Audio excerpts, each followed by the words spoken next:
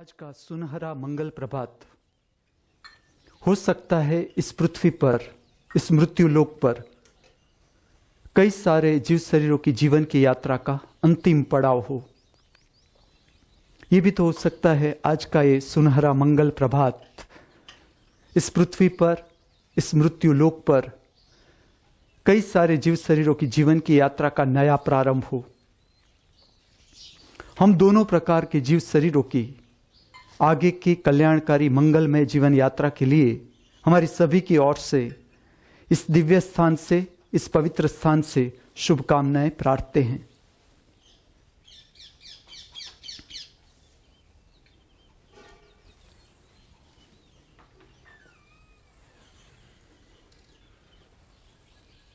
The school of divine arts में नृत्य कला का धर्म के साथ का संबंध, आध्यात्म के साथ का संबंध, इस विषय पर आगे बात करूंगा।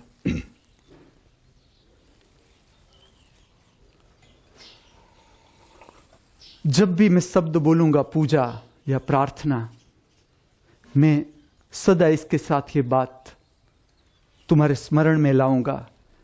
पूजा, प्रार्थना, बंदगी, प्रेयर, ये कोई मांग नहीं, ये फरियाद भी नहीं परमात्मा से। पूजा, प्रार्थना, बंदगी, प्रेयर धन्यवाद के क्षण है परमात्मा के प्रति, जिसने बिना कहे, बिना मांगे जीवन के अमूल्य भेंट हमारे हाथों में धर दी। जैसे जैसे मैं नृत्य पूजा में उतरता जाता था ये दर्शन एकदम स्पष्ट होता जाता था। और जो मेरी पहली नृत्य पूजा थी, नृत्य पूजा का जो प्रागट्य था, सन मंदिर, कोटड़ा रोहा, शंकर का मंदिर, उसमें पूरा नृत्य पूजा पूरी प्रकट हो गई कि नृत्य पूजा का क्या संबंध है आध्यात्म के साथ, प्रकृति के साथ। जो अलग अलग दर्शन मुझे आ रहे थे वो एकदम पूरा स्पष्ट हो गया कि ये नृत्य पूजा करते वक्त वो जो शंकर का मंदिर था उसमें एक जो रचना मैंने ली थी, मैं छोड़ूंगा नहीं वो बोलने का भी, जब भी याद आएगा मैं कहूंगा। इसीलिए कि जो इतनी सुंदर रचनाएं हैं इस पृथ्वी पर, इतनी सुंदर प्रार्थनाएं हैं और मनुष्य इससे अनजान है, धीरे धीरे भूलता जाता है प्रार्थना को। और जो इतना सुंदर माधुर्य है संगीत का भारत में, तो मैं खास जब भी मौका मिलेगा या मुझे स्मरण में आएगा मैं चुकूंगा ही नहीं, कहीं भी मैं बोल दूंगा वो प्रार्थना थी। शंकरा नाद शरीरा परा, वेद विहारा हरा जीवेश्वरा। शंकरा नाद शरीरा परा, वेद विहारा हरा जीवेश्वरा। राग है मध्यमावती और डॉक्टर बाल मुरली कृष्णन का गाई हुई ये प्रार्थना है। फिल्म से है ये प्रार्थना, शंकराभरणम फिल्म का नाम है, शंकराभरणम। इस फिल्म से ये प्रार्थना थी। और उस वक्त तो मेरे पास जो संगीत अवेलेबल था, मैंने सारा का सारा संगीत जो भी उपयोग किया जा सकता था, जो टाइम का लिमिटेशन था मेरे पास, उसमें जो भी प्रकट किया जा सकता था वो मैंने कर ही दिया। जो मेरे साथ थे वो भी ये कहने लगे कि उस समय जो वातावरण वैसे भी सुंदर ही था, प्राकृतिक वातावरण था, बहुत सुंदर वातावरण था, लेकिन उसके साथ जब नृत्य पूजा प्रकट हुई सब ऐसा कहने लगे कि कुछ बदल गया। क्योंकि ये वो स्थान था, मैं आपको कहूं कि देखो स्थान के साथ कैसा संबंध होता है, कि वो सन मंदिर था। मैं जब छोटा था, समझ लो कि मैं 7 साल का होऊंगा, और ये जो प्रक्रिया हुई होगी वो 27 इयर्स एज होगी मेरी, शायद इसके आसपास। कितना होता है? 20 साल। 20 साल के बाद भी देखो ये प्रकट हो गया, उसी जगह पर ये बात प्रकट हो। और मेरे जीवन की पहली नृत्य पूजा कि जो स्थान पर मैंने ये सारी बातें मेरे भीतर आती थी, कैसी बातें मैं आपको, जैसे कि मंदिर और ताला। पहली बात, मैं छोटा था और मेरे भीतर आती थी, एक आती थी मंदिर और उसको ताला हो। दूसरी आती थी कि परमात्मा इतना परम, जिसका कोई तुम उसके बारे में जो भी व्याख्या दोगे वो गलत साबित हो जाएगी। या मैं तो ऐसा कहूं कि जो धर्मशास्त्र है जगत पर, जो परमात्मा के बारे में बताते हैं, जब हम परमात्मा को जानते हैं, उसकी झलक भी पाते हैं, तो मैं ऐसा कहता हूं कि जहां हमारे धर्मशास्त्रों की हद पूरी होती है, वहां से परमात्मा की हद शुरू होती है। जो हम जानते हैं उससे पार है परमात्मा।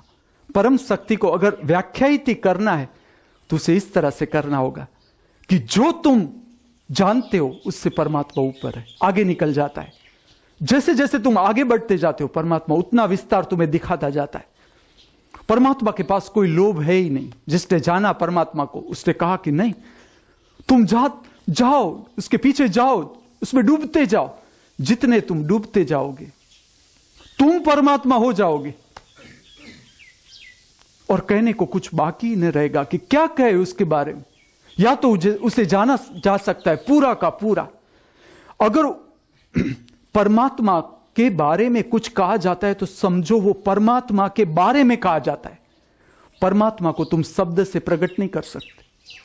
परमात्मा सबका अपना निजी अनुभव है, स्वयं का अनुभव है, और सबको यह करना है। अगर तुम पूछो कि जीवन किस लिए है, तो मैं कहूंगा जीवन इसीलिए है कि तुम परमात्मा का अनुभव करो, जिससे जीवन प्रकट होता है। जीवन स्वयं परमात्मा है।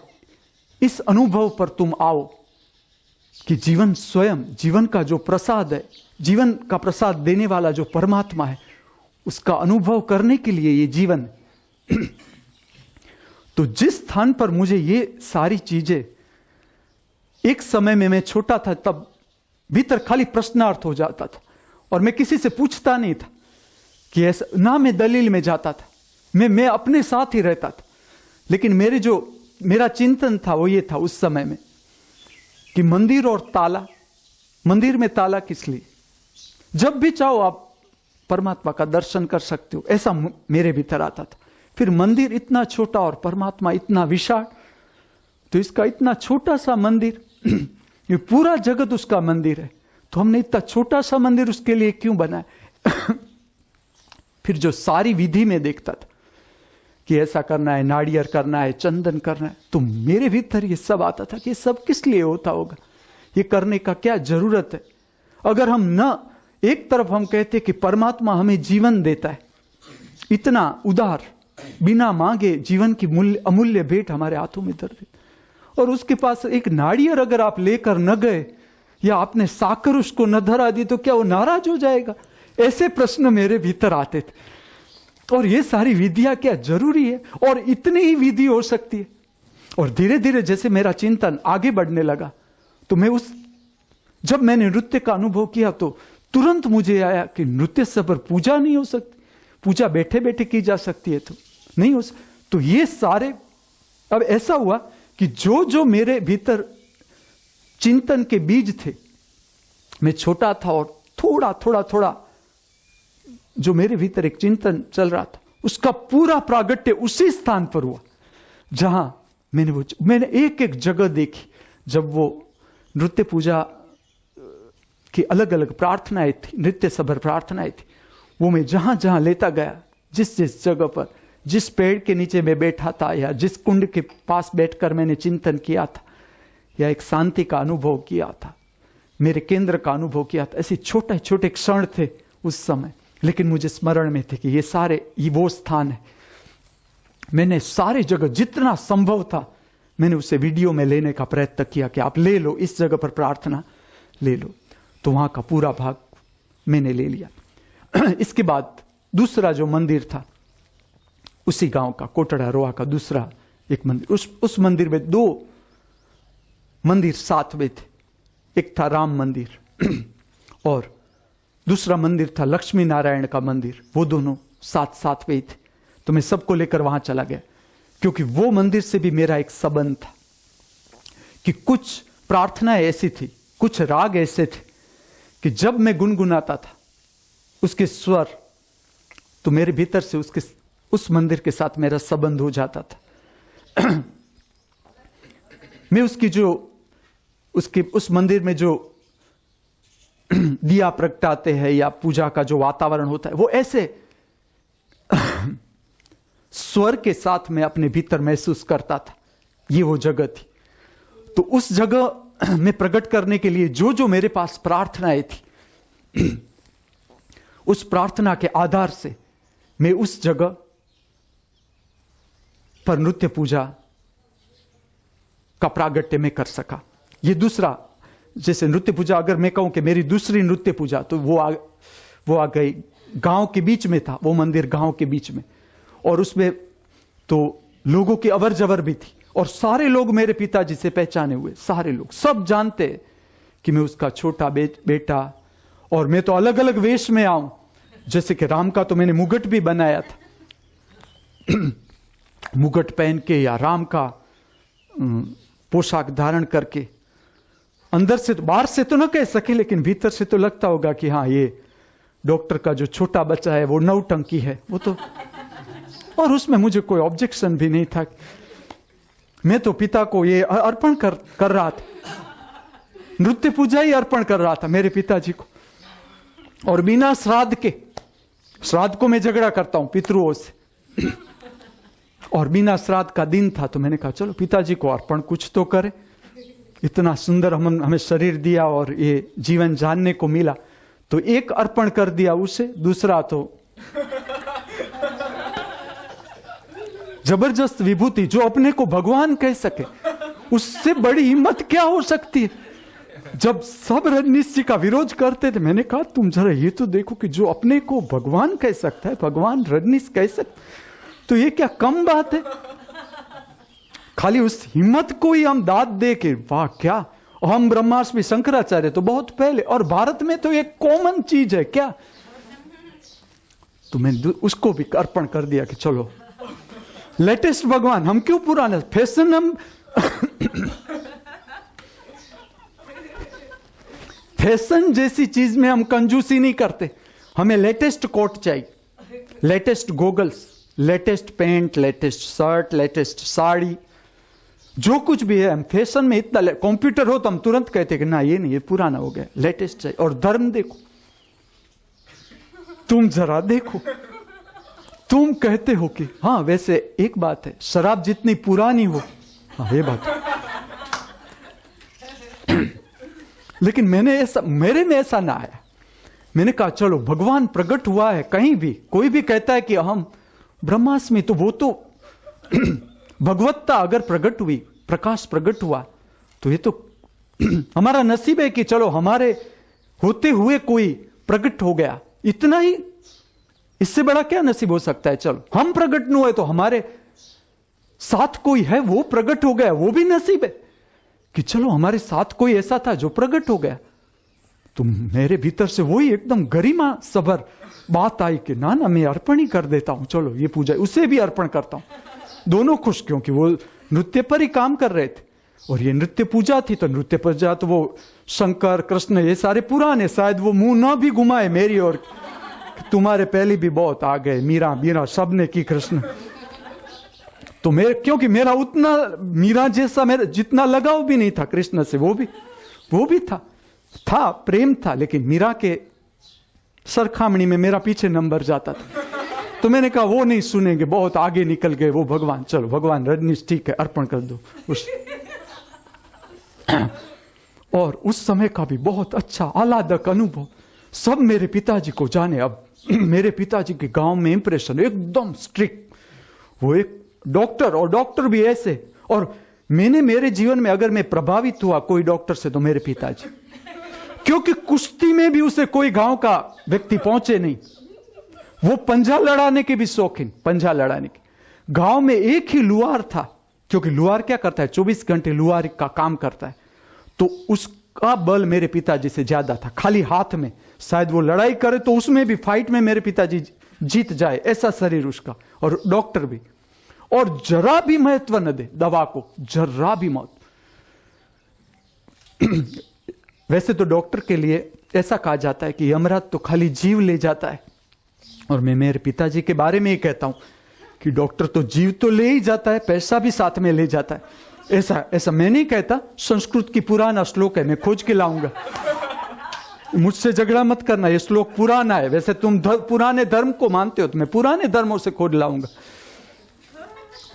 तो मेरे पिताजी की ऐसी इंप्रेशन, एकदम स्ट्रिक्ट, और मेरे आगे के जो भाई थे उसके बड़े बड़े नाम, कोई मेडिकल कॉलेज में डीन हो गया, मतलब गांव में तो ये बहुत बड़ी बात होती है कि कोई आचार्य हो गया, डॉक्टर हो गया, ऐसा। और मैं वहां गया नौटंकी। हाँ, वैसे रामलीला में मेरा इंटरेस्ट नहीं था मेरा शास्त्रीय नृत्य का प्रागट्य जो भी था, और मुझे इतना अच्छा लगी। अब मुझे पहले तो मैं अपने को धन्यवाद देता था, भीतर से सच में देखो तो मैं अपनी ही पूजा करता था कि वाह, क्या क्षण आ गए कि कर्नाटक की शास्त्रीय संगीत, संतों की नृत्य रचनाएं, संतों की प्रार्थनाएं, संतों में से प्रकटी हुई प्रार्थना।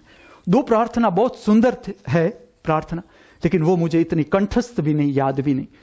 लेकिन एक प्रार्थना मुझे याद है, वो थी श्रीरंग उर विहारा जय कोदंड रामाविंद रघुवीर श्री रंग उर विहारा जय कोदंड रामानंद रघुवीर श्री। सुबह MS सुबह लक्ष्मी का गाया हुआ ये वृंदावनी सारंग, इस राग की ये रचना है। और त्यागराज, भूल भी हो सकती है लेकिन शायद ये त्यागराज जो थे संत दक्षिण के, बहुत उसकी सुंदर प्रार्थना थी।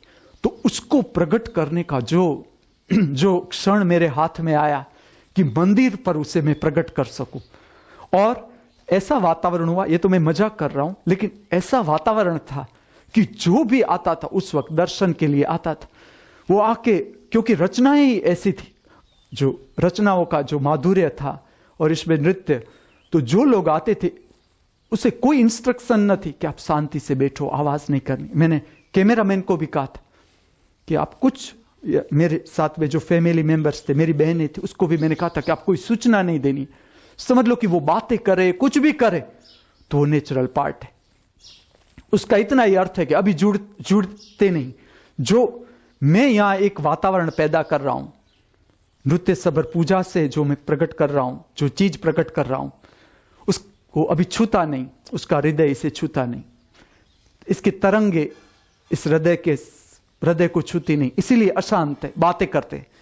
अगर उसे छूने लगे तो इतना आह्लादक अनुभव है, इतना कि मैं कहूं कि जब ये नृत्य पूजा में मेरा कुछ ऐसा लिमिटेशन था, लिमिटेशन मतलब कि मैं ये वीडियोग्राफिक वर्किंग, मतलब आप समझ सकते हो कि थोड़ा एक्सट्रोवर्टेड पार्ट लेना पड़ता है, क्योंकि उसका एक केंद्र मुझे बाहर छोड़ना पड़ता है कि आप वीडियोग्राफी के साथ जुड़ा हुआ था, और शाम तक मुझे सब कुछ पूरा करना था। और ये 2 भाग नहीं थे, अभी बिरहन तो पूरा बाकी था, बिरहन की सारी रचनाएं बाकी थी, वो सब डायरेक्ट करनी थी मुझे। तो एक क्षण भी मैं ऐसे वैसे बिगाड़ नहीं सकता था। फिर भी जब ये प्रार्थनाएं पूरी होती थी तो उसमें से बाहर आने में मुझे ही इतनी मुश्किल पड़े, दूसरी रचना में जाने के लिए इतनी तकलीफ पड़े, क्योंकि उसका माहौल ही ऐसा छा जाए, पूरे शरीर का कण कण उसमें रंग जाता है। फिर दूसरी प्रार्थना में उतरना थोड़ा समय लगता है। तो मैं ये भी देखता था कि जो आता था वो उसके लिए पूरा नया था। ये पूरी बात नहीं थी कि मंदिर में, और वो भी दक्षिण का मंदिर नहीं, दक्षिण के मंदिर में ये सामान्य हो सकता है, लेकिन ये तो गुजरात और वो कच्छ, और कच्छ का भी एक छोटा सा गांव, उसमें दक्षिण का संगीत में लेकर गया था, और वो भी शास्त्रीय, ऐसा वैसा नहीं, शास्त्रीय संगीत। तो फिर भी मैंने देखा कि ना, जो वो प्रागट्य था नृत्य पूजा का, उसके असर में सब लोग आते थे। तो मैं बहुत सी ऐसी बात, कुछ कही जा सकती है, कुछ कही नहीं जा सकती, ऐसी बहुत सी बात उस जगह भी प्रकट हो गई जहां मैं छोटा था। और वो मंदिर का वातावरण भी मुझे बहुत प्रिय था, बहुत। अब उसका पुजारी जो था, वहां का पुजारी बहुत बुजुर्ग पुजारी थे, लेकिन उस मंदिर की आप स्वच्छता देखो, उसमें बड़े बड़े पेड़, लेकिन आप कहीं भी देखो तुम्हें इतना छोटा सा पत्ता भी गिरा हुआ न मिले। मैंने जब बाद में जब मुझे समय मिला और मैं उस मंदिर के पुजारी को मिला, तो वो पुजारी मेरे पिताजी से बहुत इंप्रेस, क्योंकि मेरे पिताजी ने उसे रखवाया था। और वो कहता था कि जो तुम्हारे पिताजी थे वो मुझे ऐसा कहते, तब वो छोटा था, वो कहते थे कि तेरी मैं सारी देखभाल मैं करूंगा, तो अंत तक मैं तेरी व्यवस्था करके जाऊंगा, तेरा सारा कुटुंब तो इसी मंदिर में रहना, और इस मंदिर में मुझे स्वच्छता चाहिए। मेरे पिताजी स्वच्छता के बहुत आग्रही, बहुत। हमारा घर में बहुत सी गाय थी, लेकिन फिर भी आप देखो तो आपको एक मक्खी मच्छर न मिले। वो खुद 3-4 दिन के बाद गायों को जो बिठाने की जो बिस्तर था, वो हमारे घर में ऐसा था कि जो नदी की रेत होती है उसे चाड़ कर उसको उसमें से बारीक रेत निकाल के फिर उस रेत को बिछाते थे और उस पर गाय बैठती थी। और तुम्हें कहीं भी, इतनी गाय थी, छोटे बच्चे भी थे, लेकिन तुम्हें कहीं भी गंदगी न मिले घर में। और सूर्योदय से पहले घर में कोई छोटा बच्चा हो, फिर भी सूर्योदय से पहले उठ जाना होता है। मतलब वो बहुत आग्रही थे कुछ बातों के। तो मंदिर, दोनों मंदिर उसके पास थे, ये जो दोनों मंदिर थे। तो इस मंदिर का तो पुजारी भी अभी जी रहा था, तो उसने मुझे सारी बात कही कि वो मुझे इतना कहते थे कि नहीं, तुम्हें मंदिर को स्वच्छ रखना है, ठीक से पूरा स्वच्छ चाहिए, कोना कोना स्वच्छ। और मैंने देखा, पूरा मंदिर घूम के देखा, एक एक कोना, क्योंकि ये बहुत महत्वपूर्ण बात है कि जब तुम पूजा प्रार्थना में जाते हो और गंदगी हो तो आत्मिक शक्ति नष्ट होती है। ये मेरा अनुभव था। ऐसा नहीं कि मैं कोई किताब में पढ़ के तुम्हें कहता हूं, लेकिन जिस जगह पर तुम कोई भी आराधना में उतरना चाहते हो, कोई भी जिसमें आत्मा केंद्र है, तो बाहर का वातावरण जितना सुंदर, आह्लादक, शांत, स्वच्छ, व्यवस्थित, उतना तुम्हारे भीतर के जगत में प्रवेश करना सरल हो जाता है। और जब तुम आत्मिक समझ लो कि तुम एक आत्मिक अनुभव से गुजरते हो, तुम शांति से गुजरते हो भीतर की, वो खाली अंदर की बात नहीं होती है, वो तरंग बाहर भी प्रकट होता है। उसको अगर ठीक से ध्यान में लिया जाए तो धीरे धीरे धीरे धीरे बाहर का वातावरण ऊपर उठता है। जिस जगह पर तुम रहते हो, साधना करते हो, आराधना करते हो, ध्यान में उतरते हो, भक्ति में उतरते हो, उस जगह को अगर ठीक से वैज्ञानिक रूप से तुम्हें समझना हो, तो बाहर की जो तुम जहां रहते हो, साधना में उतरते हो, आराधना में उतरते हो, फिर वो चाहे तुम्हारा घर क्यों ना हो, घर स्वयं मंदिर हो सकता है। मंदिर कोई अलग बनाने की जरूरत थोड़ी है। और मंदिर सच में बाहर थोड़ा है। बाहर का मंदिर तो खाली आईना है। आईना, जिस तरह से हम देखते हैं अपना शरीर आईने में, उसी तरह परमात्मा ने स्वयं बनाया हुआ मंदिर तो हमारा शरीर है और हमारा हृदय। अब जैसे हृदय की बात आती है, तो आज हमारा ऐसा हो गया कि हृदय बाद में आता है, पहले कोलेस्टेरोल आ जाता है। हार्ट बाद में आता है, पहले अटैक आ जाता है। हम हार्ट से मिलने तो सब जाते, लेकिन हम जाए कैसे? हम जाते हैं हृदय में घुसने के लिए, लेकिन बीच में आ जाता है अटैक, तो अटैक हमें दूर कर देता है हृदय।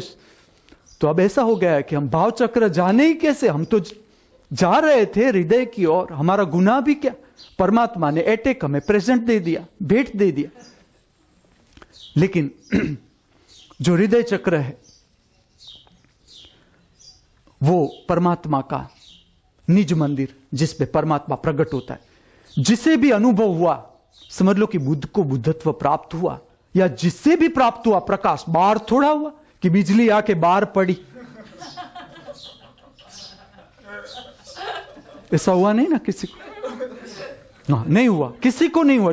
बिजली अंदर गिरी, बिजली जिसे भी गिरी उसका अनुभव है कि अंदर गिरी, प्रकाश का अनुभव आया तो अंदर है। इसीलिए हमारे भीतर हमें व्यवस्थित रखना है, स्वच्छ रखना है हमारे भीतर।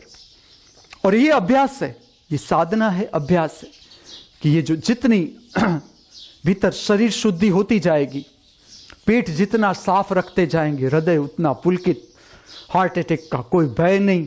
बचत है तो कोई और काम में हो सकती है, नृत्य मंदिर बना सकते हैं हम अच्छा सा, या और कोई अच्छा सुंदर ऐसी जगह जहां कितने लोग आ सके, साधना कर सके, शांत बैठ सके, नाच सके, गा सके, जीवन का आनंद ले सके, ऐसी रचनात्मक जगह हम पैदा कर सकते हैं इस पृथ्वी पर। थोड़ा पैसा तुम इसलिए बचाते हो कि बस हार्ट अटैक आए, इस डर से हम bank account for heart attack, bank account for kidney, ऐसा तो नहीं होता है, ठीक है, लेकिन वो भी हो जाएगा अगर ठीक से तुम मुझे समझोगे नहीं तो मेरे पिताजी से बहुत आग्रह रखते थे, मंदिर में भी कोना कोना स्वच्छ होना चाहिए। और जैसे जैसे तुम अपने पर काम करते जाते हो, तुम अंदर उतरते जाते हो, भीतर भीतर उतरते जाते हो, अपने आप तुम जहां रहते हो बाहर का एटमॉस्फेयर भी उतना ही ऊपर उठता है। तुम्हारी भक्ति अगर ठीक है, तुम्हारा ध्यान अगर ठीक है, तो बाहर का वातावरण भी खिला खिला रहेगा, उदास उदास नहीं। जैसा बिहारी प्रवेश करेगा उसका मुंह अपने आप हास्य में बदल जाएगा, वो गंभीर नहीं हो सकता, चाहे अपने आप। मैं ऐसा नहीं कहता हूं उसे नहीं रखना है गंभीर, लेकिन अगर वो खिल गया तो समझो कि हां वातावरण ने उसे छू लिया।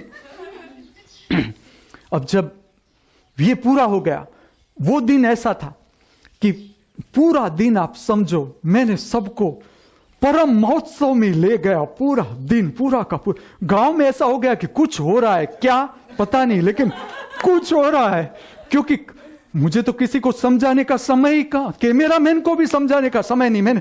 वो मुझे ऐसा कहता है कि मंदिर की सारी दीवारें सफेद है, इसमें तुम्हारा फिगर काला लगे। मैंने कहा जरूरी नहीं, कोई काला लगे तू उतार ले, और ये कोई नहीं देखेगा तो कोई जरूरी नहीं, उसे देखने वाला मैं स्वयं हूं, तू चिंता मत कर, तू उतार ले। वो बेचारा डरे कि ये बाद में जब देखेंगे तो उसका तो फेस, क्योंकि पूरी दीवारें सफेद थी, चूना लगाया हुआ था मंदिर को, पूरे स्वच्छ किया हुआ था मंदिर, तो पूरा चूना लगाया हुआ मंदिर, इसमें मेरा रंग बेरंगी कपड़ा। अब धूप हो गई थी, क्योंकि हम सन मंदिर से जब आए तब 9 बज गए थे, अब वहां का शूटिंग चल रहा था, तो धूप हो गई थी, एकदम कड़ी धूप।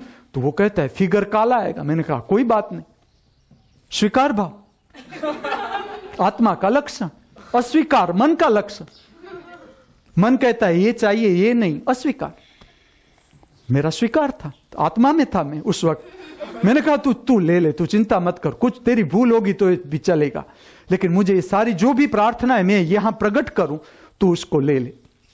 उसमें एक दक्षिण के बहुत प्रख्यात संत हुए, दीक्षितार, जो त्यागराज के शिष्य थे, उसकी भी एक रचना थी। उसका नाम था, उस राग का नाम था देव क्रीड़ा। ये राग दुर्गा से मिलता जुलता है, और वो ये स्थान था, वो मंदिर ये स्थान था कि जहां दुर्गा राग जब भी मैं गाता था, जब भी जहां भी गाता था, मैं ये स्थान से जुड़ जाता था। ये रहस्य भी मैं तुम्हें कह दूं, कहीं भी दुर्गा राग मैंने छेड़ा, जैसे मैंने दुर्गा राग शुरू किया कि मैं उससे जुड़ जाता था। ऐसी बहुत सी और जगह भी थी, लेकिन सब लेना तो संभव ही नहीं था। अब सिलेक्शन ही करना था कि चलो मेरे पास इतना समय, उसमें मैं क्या क्या लूं। एक गाना ऐसा था, अब जब ये नृत्य पूजा पूरी हो गई तो मेरा दूसरा भाग शुरू हो गया, बिरहन के ऊपर का काम शुरू हो गया।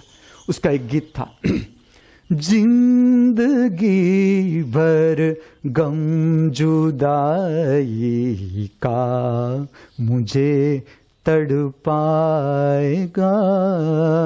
हर नया मौसम पुरानी याद लेकर आएगा, जिंदगी भर गम जुदाई का मुझे तड़पाएगा।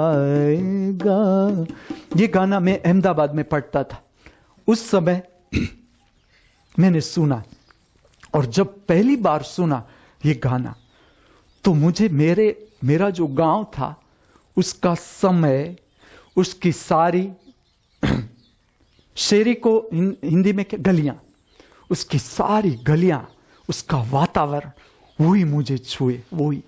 और देखो आप कैसा होता है कि मैं भीतर मेरे एक डायरेक्टर ही था, फिल्म मेकिंग मेरा नेचुरल शौक था। तो देखो किस तरह से प्रकट होता है। जब ये गाना मैंने सुना अहमदाबाद में, उस वक्त मैं स्टूडेंट था, बीएससी पढ़ रहा था, और जब मैंने गाना सुना दोपहर का ही वक्त, और जो गाना जब मैंने सुना, मैं पूरा अपने गांव में से निकल गया उसका। और मेरा अपना एक लाक्षणिकता थी स्वभाव की, सबकी अपनी होती है, मैं कह देता हूं ताकि तुम्हारे स्वभाव की लाक्षणिकता तुम देख सको, जान सको। मेरी एक लाक्षणिकता थी कि समझ लो कि कोई पेड़ है और मुझे अच्छा लगा, मैं वहां बैठ गया, तो उस वक्त का जो भी वातावरण है, जो भी, जैसे कि हवा आ रही है या चिड़ियों की आवाज आ रही है, ऐसा जो समय है, जैसे कि 10 बजे का समय है, 11 बजे का समय, वो समय सहित मैं पीता था। ऐसे जो माहौल थे, मैं कई बार स्कूल में ये एक ऐसा समझो कि आप अपने भीतर ध्यानस्थ हो जाते हो। मुझे स्कूल में कई बार शिक्षा हो जाती थी इसलिए कि मैं अपने में इतना डूब जाता था कि जो माहौल होता था, जैसे कि समझ लो कि मैं जो स्कूल में पढ़ता था उसके पास में बहुत प्रकृति सुंदर थी, तो जो वाड़ी थी एक बड़ी, तो उसमें से चिड़ियों की आवाज आ रही है या सूर्य का प्रकाश आ रहा है। और ऐसा होता था कि समझ लो कि क्लास में जो मेरी शिक्षिका थी, वो समझ लो कि महावीर के बारे में बता रही है कुछ, या बुद्ध के बारे में बता रही है, तो मैं भीतर से जुड़ जाता था उस चेतनाओं के साथ। खाली वो बोले कि मेरा हृदय जुड़ जाए, मैं भीतर से इतना जुड़ जाता था, इतना जुड़ जाता कि मुझे पता ही नहीं चलता था कि क्लासरूम है कि नहीं, जब तक वो मुझे डिस्टर्ब न करे, वो मुझे खड़ा करे कि चलो क्या सूत्र दिए, ऐसा कुछ भी पूछे कि चलो महावीर के सूत्र क्या है, कि ऐसा है ना कि सत्य, अहिंसा, अपरिग्रह, ऐसा पूछे, मुझे याद ही ना है, क्योंकि मैं अंदर से जो वातावरण मुझे उस चेतना के साथ जोड़ दे। तो ऐसा मेरा, जैसे कि मैं गली में से पसार हो रहा हूं, तो मुझे पूरी गली का जो एटमॉस्फेयर था वो छूता था, पूरी गली का। मैं छोटा था, खेलने के लिए जाता था, फिर भी होता था कि बच्चों के साथ मैं समझ लो कि खेलने गया हूं कहीं, फिर मैं धीरे धीरे, मुझे खेल में रस नहीं, और बच्चे अपने खेल में रह जाते, और मैं एक वहां का ओटला होता है, प्लेटफॉर्म कोई घर के पास का, मैं उसके ऊपर बैठता हूं, तो अचानक मुझे ऐसा एटमॉस्फेयर छूता है, पूरी स्ट्रीट का, पूरी गलियों का, उसका समय, प्रहर, वो मुझे इतना भीतर, अपने भीतर लेता जाए कि मैं वो भूल ही जाता था कि मैं यहां खेलने आया हूं या ये बच्चों के साथ। फिर वो आके मुझे डिस्टर्ब करे, तब मैं बाहर आ जाऊं और मैं हाँ करके उन लोगों के साथ हो जाऊं। तो ऐसा अनुभव, ये मेरा स्वभाव ही था, बाद में भी मेरा ऐसा ही रहता था। और जब मैं लोगों के साथ यात्रा करता था, मैं उन लोगों को कहता था, आप खाली गाड़ी में मत घुमा करो, खाली एक मंदिर से नारियल धराया, दूसरे में गए, दूसरे में धराया, मैं कहता हूं तुम द्वारिका में खाली कृष्ण यहां नहीं थे, खाली थोड़ा मंदिर में बैठे थे, वो बाहर भी विहार किया होगा, ये गलियों में भी घूमे होंगे, तुम जरा देखो तो सही, तुम गलियों में जाकर, ये मैं तुम्हें भी कहता हूं कि समझ लो कि प्राचीन स्थान है, जैसे कि द्वारिका है, या ऐसे जो भी पुराने स्थान है कि जहां ऐसी विभूतियां आई रही, और अगर ना भी रही हो तो भी ये पृथ्वी है, इतनी सुंदर पृथ्वी, आप कोई भी एक प्रहर में आप जाके खाली बैठो, कोई जगह ऐसी चुन के, क्यों ना फिर वो चाय की लारी हो, क्योंकि मैंने सब प्रयोग किए, चाय की लारी पे भी बैठ के मैं देखता हूं कि कैसा एटमॉस्फेयर है। और जब सुबह का समय होता है, आप देखना शहर में भी मजा आता है, आह्लादक, क्योंकि तुम छूटे, तुम स्वतंत्र हो, अब तुम्हारे ऊपर तो कोई बोझ है नहीं। मेरा एक समय था कि फिर ना तो नौकरी थी, ना कहीं जाना था, ना कुछ कमाना था, ना कोई लेक्चर के लिए कहीं जाना था, कुछ काम तो था ही, आराम से बैठो, कोई दे गया कि लो महात्मा ये पैसा रखो, 100 रुपया तुम्हारे चरणों में, तो उसमें से चाय ले ली और चाय आराम से पीऊं और देखूं कि लोग कैसे आ रहे हैं, जा रहे। मेरा ऐसा शौक था कि मैं शहर में जाऊं ना, मैं शहर में ऐसे अलग अलग प्रहर में जाऊं घूमने के लिए, जब मैं अकेला जाऊं, और अगर समझ लो कि मैं मेरी मां, बहन, भाई के साथ जाता था, उन लोगों को भी ये अनुभव करवाता था। अगर वो मेरे साथ चलने को राजी हो तो ले जाता था उसे कि चलो मार्ग एक ऐसी जगह पर ले जाऊं जो कोई प्रख्यात जगह नहीं है, ऐसी जगह पर ले जाऊं शहर की कि जहां बैठ के आप देखो कि लोग कैसे आते हैं जाते हैं बातें करते हैं, तुम देखो शांति से, और जो प्रहर होता है उसका अनुभव करो, वातावरण का अनुभव करो। वातावरण तुम्हें छूता है, वातावरण की प्रत्येक समय शांति होती है। एक संगीत होता है वातावरण में जो मैं अनुभव करके आया था, तो वो धीरे धीरे धीरे विस्तृत होता जाता है। तुम्हारा छोटा छोटा जो अनुभव होता है, जैसे जैसे जैसे परमात्मा की ओर तुम आगे बढ़ते जाते हो, वो अनुभव विस्तृत होता जाता है। कई बार ऐसा होता था, मैं शहर में देखता था, शहर में जाता, जैसे समझ लो जामनगर मेरा बहुत प्रिय शहर गुजरात में, तो मैं जामनगर की गलियां मुझे बहुत अच्छी लगे।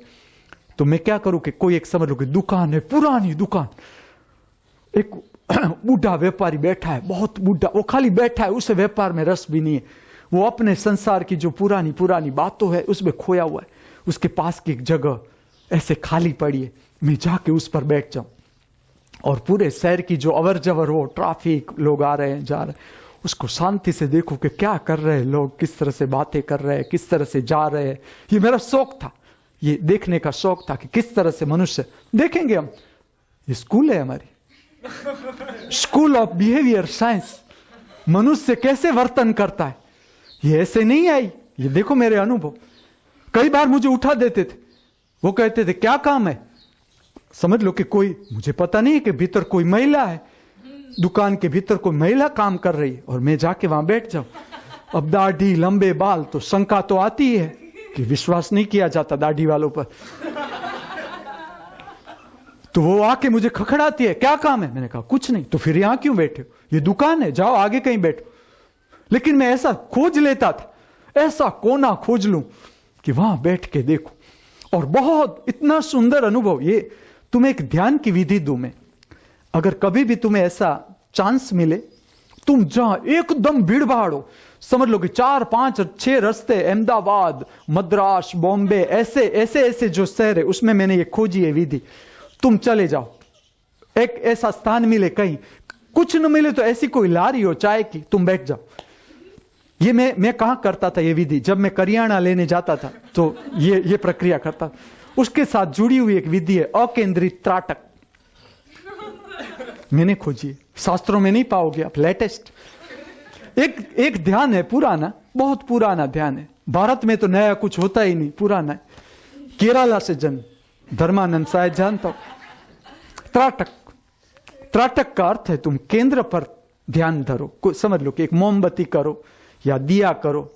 अब पता नहीं क्रिश्चियन अकेंद्रित केंद्रित त्राटक करते हैं नहीं, तो मोमबत्ती पर नहीं करना है, दिए पर करना है, चलो। या उगता हुआ सूर्य है, ये अब जो सूर्य है ना वो इतना भरोसा पात्र नहीं है, मैं तुम्हें कह देता हूं। खाली दर्शन करके बस उसे प्रणाम करके मुंह घुमा लो, क्योंकि अल्ट्रावायलेट रेज आ रहे हैं, या गूगल्स पहन के दर्शन करो। लेकिन एक विधि थी केंद्रित त्राटक, ये समझने जैसी प्रक्रिया है, क्योंकि दिन में हम आंखें खुली रखते हैं। इसके लिए इंपॉर्टेंट चीज, सब सन्यासियों के लिए, ध्यान के अभ्यासुओं के लिए, भक्ति के अभ्यासुओं के लिए ये बहुत इंपॉर्टेंट चीज है, मैं कह देता हूं। दुकान में जो काम करते हैं, आए है दुकानदार, तो उसको भी ये विधि, एक विधि है अकेंद्रित त्राटक, जो मैंने खोजी दुकानों में बैठ बैठ के या शहरों में बैठ बैठ के खोजी मैंने, समझना ये विधि। अकेंद्रित त्राटक का अर्थ है, अभी भी तुम कर सकते हो, कि तुम पूरा दृश्य देखो, पूरा दृश्य। दृश्य में क्या होता है, दृश्य में ज्यादा से ज्यादा हम क्या देख सकते हैं, समझना, 3 डायमेंशन, त्रिपरिमाणिक कहा जाता है, 3 डायमेंशन। मैथ्स की भाषा में कहूं तो 3 डायमेंशनल, या फिजिक्स की भाषा में, क्योंकि दोनों विषय मैंने पढ़ा है बच्चों, तो 3 डायमेंशन। 3 डायमेंशन मत घबराने की जरूरत। मैं जब छोटा था, मैं मैडम को पूछूं कि 3 डायमेंशन, तो वो मुझे समझा ही ना पाए कि 3 डायमेंशन मतलब क्या। 2 डायमेंशन मैं उसे कहूं कि 2 डायमेंशन क्या होता है, या 1 डायमेंशन क्या होता है, एक परिमाणिक मतलब क्या। मैं बहन से पूछूं या सर से पूछूं, तो मेरे ऐसे सर मुझे मिले थे कि वो मुझे केंद्रस्थ ही कर दिया उसने। मेरा एक मैथ्स का सर था, वैसे ये पाप की बात है क्योंकि मैं अपने शिक्षक की उड़ाता हूं। वो ऐसा बोले, 11th साइंस की मैं बात कर रहा हूं, उसकी वाणी बाद में निकले, पहले थूक निकले मुंह से, और मैं तो कभी आगे बैठता ही नहीं था, सिवाय कि शिक्षक को हैरान करने के लिए। बैठूं तो कभी शिक्षक को हैरान कर। और साइंस में मुझे सब पीछे निकाल देते थे, जो मेरे फ्रेंड थे, तू पीछे जा, तुझे कुछ होना नहीं है, तुझे परसेंटेज लेना नहीं है, नाचना है तुझे, तू चला जा पीछे, तू तेरा काम पीछे रह कर आगे हमको बैठने दे, हमें मेडिकल में जाना है इसमें। तो वो मैथ्स के सर जैसा चालू कर, अब लड़कियां तो कुछ बोल ना सके, जे उसका मैथ्स का पीरियड पूरा हो, सब पहला काम करे, जाके मुंह धो के आए, क्योंकि जो पहली बेंच पे बैठे सबके मुंह भर दे थूक से इतना। अब मैथ्स अगर इसमें मैथ्स में ट्रिगोनोमेट्री, संस्कृत, जिब्रिश ही समझ लो, एक पता ही नहीं। अगर आप थोड़ा चूक गए कि साइन थीटा है क्या, पता न चले सर क्या कर रहा है, खुद भी समझ रहा है कि नहीं समझ, उसे मैं पूछने जाऊं कि सर ये क्या होता है, वन एक्स वाई, क्या बोले, मैं तो समझू ही नहीं। मैं कहा सर चलो एक डायमेंशन को छोड़ो, मुझे लगता है शायद 2 डायमेंशन समझा सकेगा। मैं कहता sir 2 dimension X and Y, क्या बोले, मैं तो समझ ही ना पाऊं।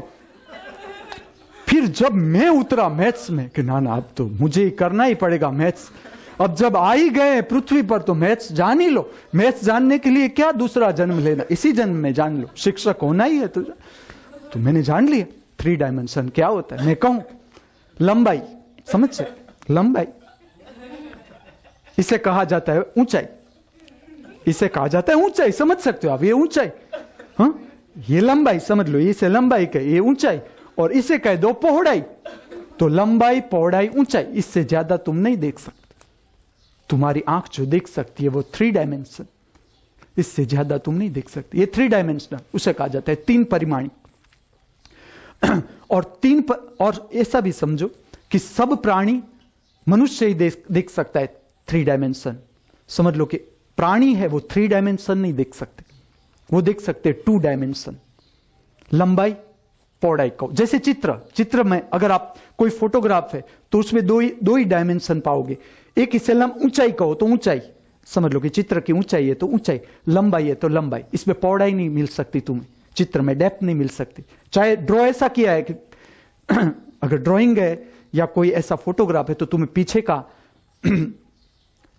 जो वातावरण है वो उसने चित्रकार ने अगर ड्रॉ किया है तो उसमें तुम डेप्थ दिखाने की ट्राई है, लेकिन डेप्थ मिल नहीं सकती तुम्हें चित्र में, 2 डायमेंशन ही होगा। अगर कुत्ता देख सकता है तो वो 3 डायमेंशन नहीं देख सकता, उसके दृश्य होता है 2 डायमेंशन ही होता है, 3 डायमेंशन नहीं देख सकता। जो ये प्राणी है, वर्टिब्रेट प्राणी है, वो नहीं देख सकते, खाली मनुष्य ही देख सकता है 3 डायमेंशन। तो एक विधि मैंने खोजी 3 डायमेंशन। ये विधि इस तरह से हो सकती है कि आपको कहीं अपने को केंद्रित नहीं करना है, आप पूरा दृश्य देखने का प्रयत्न करें, अभी भी कर सकते हो, पूरा दृश्य पूरा का पूरा, जिसमें लंबाई, ऊंचाई, पौड़ाई, पूरा विस्तार देखने का प्रयत्न आप कर सकते हो। तो आप जैसे जैसे बाहर विस्तार देखते जाओगे, बाहर पूरा देखोगे, तुरंत आपकी शक्ति अंतर्मुख हो जाएगी। यह अनुभव है इसका। जैसा आप बाहर ठीक से देखोगे पूरा, वैसे आपकी शक्ति अपने आप अंतर्मुख हो जाएगी। तो जैसी भीड़ बाहर होती है अंदर वैसी ही भीड़ होती है। जिस तरह से मैं मजा लेता था, जो चौराहे पर बैठ के जो मैं ट्रैफिक देखता था उसका जो मजा ले रहा था, जो मुझे ये बात जहां प्रकट हुई वो अहमदाबाद की एक जगह थी कि जब मैं तुम्हें कई बार ऐसा कहूंगा कि चलो तुम्हारा ही मन है, तुम्हें पता नहीं कि एक क्षण के बाद तुम्हारे मन में कौन सा विचार आएगा, तुम पता नहीं। देखो कि समझ लो कि इस क्षण के बाद तुम्हारे मन में कौन सा विचार आ जाएगा या कौन सा भाव भीतर जग जाएगा, तुम्हें पता नहीं। तो ये बात मुझे चौराहे पर प्रकट हुई कि मेरा ही मन है। अब जैसे कि समझ लो कि एक अचानक यहां से रिक्शा आ गई, एक अचानक यहां से गाड़ी आ गई, एक सामने से अचानक ट्रक आ रहा है, तो हमारे भीतर ऐसा ही होता है। कभी कोई विचार अचानक एक यहां से आ गया, कभी कोई विचार यहां, और फिर विचारों के अंदर ऐसे ही कोलाहल हो जाती। लेकिन अगर ठीक से अभ्यास करो तो ऐसा सुंदर अभ्यास है कि आप कोलाहल वाले स्थान पर चले जाओ जहां कोलाहल चल रहा है, आप शहर में जाओ, कई बड़े शहर में जाओ तो एक ये प्रयोग भी कर लो, बैठ जाओ, कई जगह मिले चाय की लारी और ऐसा वातावरण हो कि जिसमें आप अंतर्मुख हो सको। समझ लो कि सुबह का समय है या शाम का समय, रात का समय, आप पूरी आंख खोल के देखते रहो, बाहर देखते रहो, पूरा ट्रैफिक देखते रहो। उसी ट्रैफिक के कोलाहल में आप भीतर अद्भुत शांति पाओगे। ऐसा केंद्र मिल जाएगा कि जिसपे कोई कोलाहल नहीं, भीतर खुली आंख से। ये मेरा प्रयोग है और मैं आपसे कहता हूं कि देखो आप कर सकते हो कि नहीं। और कोई बड़ी बात नहीं, ऐसा नहीं कि इसमें कुछ क्या क्या विधियां करनी होगी, नारियल धराना होगा तब तुम्हें शांति मिलेगी, या इतना रुपये की वींटी आप चढ़ाओगे जब मंगल बुध गुरु शुक्र शनि नेपच्यून प्लूटो तब तुम्हें शांति मिलेगी ना। तुम ठीक से देखो, एक जगह पर बैठकर तुम आंख खुली रख के, और यहां तो बहुत सुंदर कर सकते हो ये विधि। जब तुम प्रकृति के वातावरण में हो तब पूरी प्रकृति ही शांत है। प्रकृति की एक चीज आप देखना, जो प्राकृतिक कोलाहल है, आप देखना चिड़िया जैसे कि बोल रही है, या डोंगरा बोल रहा है, डोंगरे कहते उसे, डांगरे डांगरे बोल रहा है, काबर काबर कच कच कच कच करती, उसे काबर कहते गुजराती में, और नेपाली में उसे कहते डोंगरे, डांगरे डांगरे कहते, हिंदी में पता नहीं।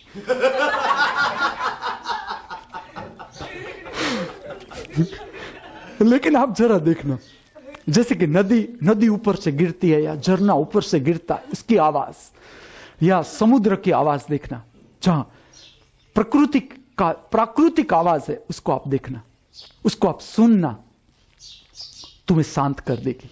अपना कोलाहल शांत हो जाएगा, देखना। क्योंकि हमारे भीतर जो कोलाहल है वो अप्राकृतिक है, प्राकृतिक नहीं।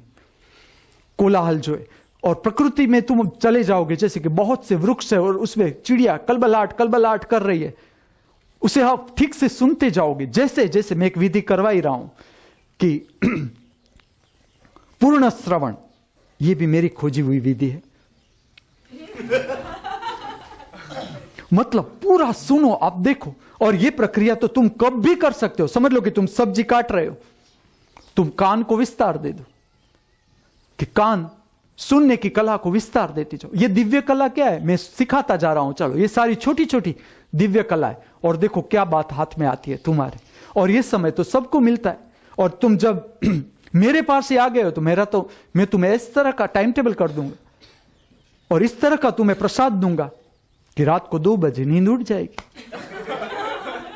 तो दौड़ के कोई खेड़ ब्रह्मा में साइकियाट्रिस्ट को खोजना नहीं है, या आल्प्रोक्स मंगानी नहीं है कि 2 बजे है, अभी तो 6:30 बजे गुरुजी आके ध्यान करवाएंगे, तब तक करे क्या। ये छोटी सी विद्या, आप बैठ जाओ आकाश के सामने। इतना सुंदर विशाल आकाश कि नसीबदारों को ही प्राप्त होता है। चलो, परम नसीबदार में से तुम हो कि जिसे ऐसी जगह हाथ में आ जाती है अपने अभ्यास के लिए। तो मैं तुम्हें कहता हूं 2 चीज का अभ्यास, सिंपलेस्ट अभ्यास, तुम खाली आंख खोल के बैठ जाओ अलग अलग वातावरण में, रात का अलग अलग वातावरण। कभी फिर सो जाओ, ऐसा थोड़ा जरूरी है कि मैं आऊंगा डंडा लेके कि ये 2 बजे कोई अभी जगह नहीं, खाली मैं ही जागा हुआ हूं, ऐसा नहीं। तुम आके जरा बाहर बैठ जाओ और अपनी आंख को दूर दूर तक ले जाओ, दूर दूर तक, आकाश में जितना दूर तक ले जाओ। ये नंबर को कम करने की भी विधि है। ये विधि खाली आत्मिक विधि है ऐसा नहीं, आत्मा को जानने की विधि है ऐसा नहीं। ये विधि आपकी आंख के ऊपर भी काम कर सकते हैं हम। इसका नंबर भी इससे कम हो सकता है, या मोतिया या कोई भी ऐसी चीज है आंख के लिए जो नुकसानकारक है, उससे तुम, या आजकल जो ओवर लाइटनिंग है आंख पर, ओवर लाइटिंग, जैसे कि तुम लैपटॉप वर्क कर रहे हो या टीवी का काम कर रहे हो या ऐसा कुछ देखते रहते हो, तो जो आंखें थक गई है तुम्हारी, तो तुम प्रकृति में बैठ जाओ। इतनी जो जगह नटराजपुरम, अगर जो हम दिव्य साम्राज्य कहते हैं, वो धीरे धीरे धीरे विस्तृत होगा। उसमें ओटले बहुत होंगे। ओटला को क्या कहते हैं हिंदी में पता नहीं, ओटला प्लेटफॉर्म। क्योंकि अब पहले तो पेड़ ही नहीं बचा, ओटला बना है काम। शहरों में तो पेड़ बचा नहीं। मैं ऐसा करना चाहता हूं। अभी तक तो गांव छोड़ के भारत के लोग जा रहे हैं शहर की ओर, मैं अब उल्टा करना चाहता हूं। शहर छोड़ के गांव बसाए लोग, फिर से जंगल बसते जाए, जंगल। तो जो प्रकृति, जैसे जैसे जैसे जैसे प्रकृति में सुंदर वृक्ष हम बचाते जाएंगे, तो उसके नीचे ओटले बनाते जाएंगे कि आप वहां जाओ और शांति से बैठो। वहां तुम्हें 2 चीज करनी है। एक तो दूर विस्तार दो, आंख को दूर। जितना आप विस्तार देते जाओगे, जितना बाहर विस्तार से देखते जाओगे, आप देखना शक्ति मुड़ जाएगी। भीतर भी विस्तार की ओर जाओगे, बाहर भी विस्तार की ओर जाओगे। उसका कारण है जो तुम देखोगे ऐसा मन भीतर रचना होगी। मन का अर्थ है संकुचितता। समझो ठीक से, मन का अर्थ है संकुचितता। जो 2 दिन पहले मुझे मुकेश एक बात पूछ रहा था कि मुझे थोड़े दिन पहले तो अच्छा लगा सब कुछ, ये विधि में उतरना अच्छा उत्साह ये और सबको होता है, ये मुकेश को नहीं, सबको होता है कि अच्छा लगता था कि ना ये सब अच्छी है, एक्सरसाइज अच्छी है, जो कर रहे हैं हम अच्छा है। लेकिन फिर अब थोड़ी ऊब लगती है, कंटाड़ा लगता है कि नहीं करनी है एक्सरसाइज, नहीं विधि करनी, हो सकता है। लेकिन ये समझना है, मन जैसे जैसे तुम मन पर काम करोगे, मन के अंदर प्रवेश करोगे, दीवार आ जाएगी। दीवार का अर्थ है जहां तुम्हें लगे रिजेक्शन, अस्वीकार, ये मन का लक्षण। जैसे हम समझ लो कि एक कमरे में अंधारा है और एक कमरे में अनजाना कमरा है, चाहे कितना ही बड़ा हो लेकिन फिर भी दीवारों वाला कमरा है, तो हम थोड़ा चलते हैं और दीवार आ जाती है। उसका मतलब ये नहीं कि दीवार के पीछे विस्तार नहीं, तुम्हें हिम्मत हारने की जरूरत नहीं है। ये इतना ही समझो कि मन आ गया। मन का अर्थ है संकुचितता, आत्मा का अर्थ है विस्तार, मन का अर्थ है संकुचितता। तो जब तुम अपने पर काम करते जाओ और जब भी तुम्हें लगे कि ना अब आगे नहीं बढ़ा जा रहा, उसमें डरने की जरूरत नहीं, वो अनुभव ठीक से लो। वो दीवार अनजानेपन में पैदा हो गई है भीतर, कि जब तुम्हें जब ऐसा लगे कि मेरी गति ही नहीं हो रही है, इतने समय से मैं साधना कर रहा हूं, मेरा जीवन ऊपर नहीं उठ रहा है, तो चुकते तुम कोई दारू पीने की जरूरत नहीं, न कोई ड्रग्स खाने की जरूरत है, ना कोई तंबाकू, राजू भाई गोंडलिया, कोई तंबाकू खाने की जरूरत नहीं। तुम ठीक से 3 बात को समझो, विचार, भाव, शरीर की संवेदना, ठीक से उतरो। जब भी तुम्हें ये भाव है, चलो ये भाव है कि मैं ऊपर नहीं उठ रहा हूं, ये भाव है कि मेरा जीवन ऊपर नहीं उठ रहा है, समझो इस बात को कि ये भाव है, इसके साथ जुड़ा हुआ विचार है, इसके साथ जुड़ी हुई शरीर की संवेदना है, इससे तुम्हें आगे जाना है, पीछे नहीं लौटना है। इस संवेदना की गहराई में उतरो, गहराई में उसके साथ साथ चलो। समझ लो कि तुम्हारे भीतर निराशा जग रही है, मैं तुम्हें इलाज बताता हूं, तुम निराशा के साथ चलो, कि चलो मैं तुम्हारे साथ चलता हूं निराशा के साथ। जब तुम्हें लगे कि भीतर क्रोध आ रहा है, क्रोध नहीं करना है, क्रोध करना है, क्रोध को समझना है और करना है तो अकेले में। इतनी बड़ी जगह है नटराजपुरम में, तुम कहीं भी क्रोध कर सकते हो। और इतने कुत्ते, किसी के भी सामने तुम जाकर ऐसे करो वो तो तुम जरा देखना, कुत्ते हमसे शांत है, वो तुम्हें कुछ नहीं करेंगे, ज्यादा से ज्यादा जीभ से प्रेम करेंगे। मेरा अनुभव है, बिना अनुभव से मैं कुछ कहता ही नहीं। और ये तो सारे ओशो के सन्यासी बढ़ते जा रहे हैं, कहीं भी वो तो तुरंत पकड़ लेंगे कि ये बिना अनुभव की बात है। तुम्हें बिना अनुभव से, तुम्हें जब क्रोध आए तो कुत्ते मैंने इसलिए रखे, तुम जाके उसके सामने वो करो और वो तुम्हें प्रेम करेगा। तो मैं कहां पर था?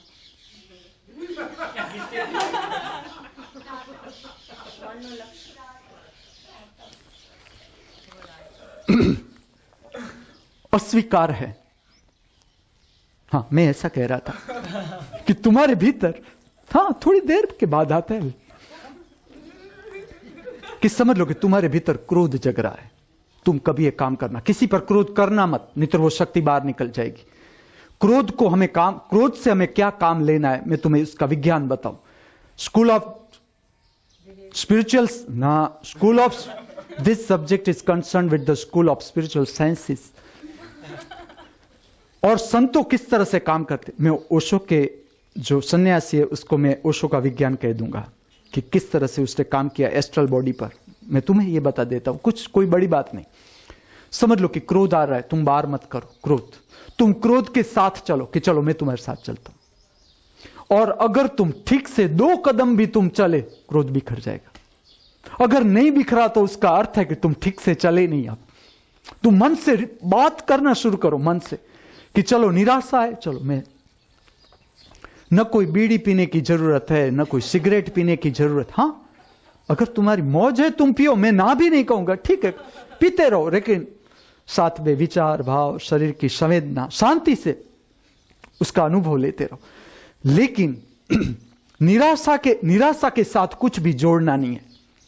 तुम जरूर दारू पियो, मतलब दुख को भुलाने के लिए नहीं, ये बात समझना मेरी। अगर तुम्हें दारू पीना है, मेरी बात नहीं माननी है, मैं नहीं कहता कि तुम दारू पियो, कि तुम ड्रग्स खाओ। हां, तुम्हें लेना है, तुम्हारी मर्जी, तुम्हें ऐसा करना ही है कि ना, हमें नष्ट ही करना है अपने को। तुम कौन होते हो हमें बचाने वाले? हमारा जीवन है, हमारी स्वतंत्रता है, ठीक है तुम्हारी मर्जी। लेकिन मैं तुम्हें ऐसी बात कहूंगा कि तुम्हें अगर दारू पीना है तो तुम दुख के लिए दारू मत पियो, दुख को भुलाने के लिए दारू मत पियो। तुम उस परम दशा को प्राप्त करो। जब जीवन मिला ही है तो तुम स्किल प्राप्त करो, और कोई बड़ी बात थोड़ी है। मैं तुम्हें सिखाता हूं, चलो किस तरह से परमानंद को प्राप्त किया जाता है, कोई बड़ी बात नहीं। इसमें थोड़ा कोई बड़ा शास्त्र पढ़ना होगा, या जब तुम गीता पूरी जानोगे या कुरान मौखिक करोगे तब तुम्हें परमानंद मिलेगा, कोई जरूरत नहीं। तुम किस तरह से जीवन को लेते हो, तुम परमानंद आज अभी यहां प्राप्त कर सकते हो। कितनी विधि है, कितनी विधि, जो तुम्हें अच्छी लगे। तो अगर तुम्हारे भीतर क्रोध का भाव है, निराशा का भाव, ऐसा भाव कि आज तक जिससे तुम भागे हो, तुम खोज सकते हो कि किस भाव ने मुझे आज तक डराया है।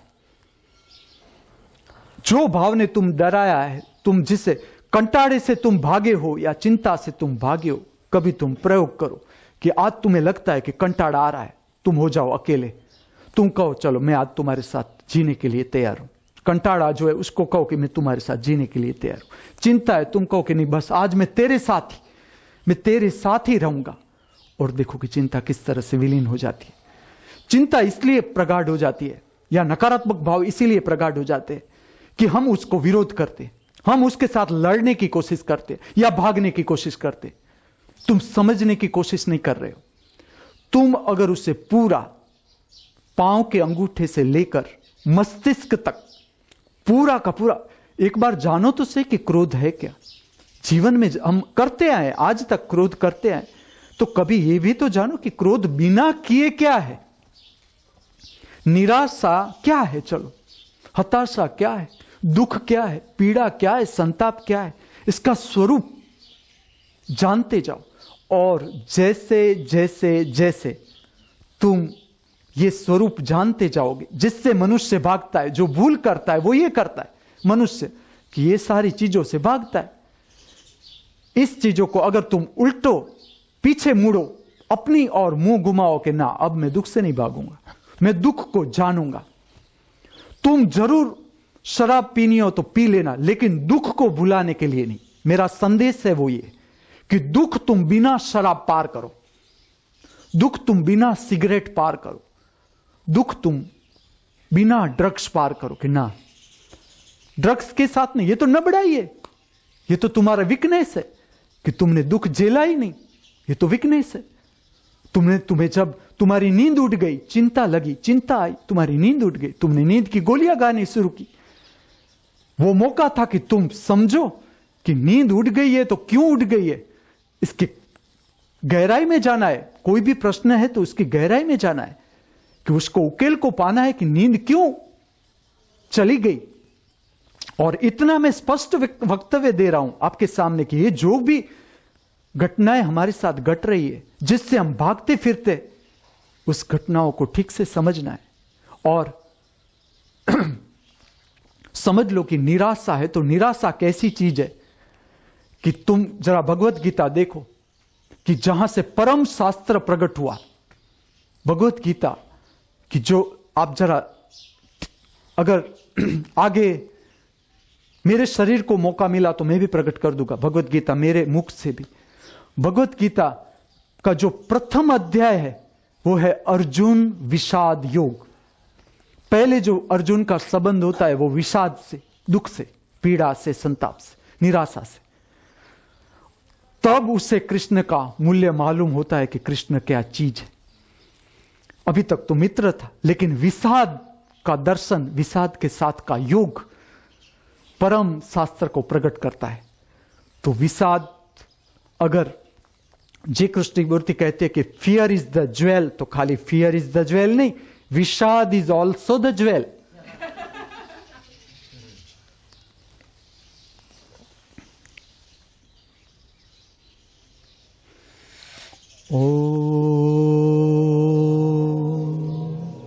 शांति शांति शांति। हमारे भीतर हम सब सदा परम शांति का अनुभव करते रहे। हमारे बाहर हम सब सदा परम शांति का अनुभव करते रहे। सर्वत्र हम सब सदा परम शांति का अनुभव करते रहे। इस भावना के साथ, इस प्रार्थना के साथ, मुझसे जो बोला, आपसे जिसने सुना, उस परम दृष्टा स्वरूप, परम साक्षी स्वरूप परमात्मा के चरणों में मैं मेरा वंदन अर्पण करता हूँ। मेरा वंदन स्वीकार करे। अस्तु।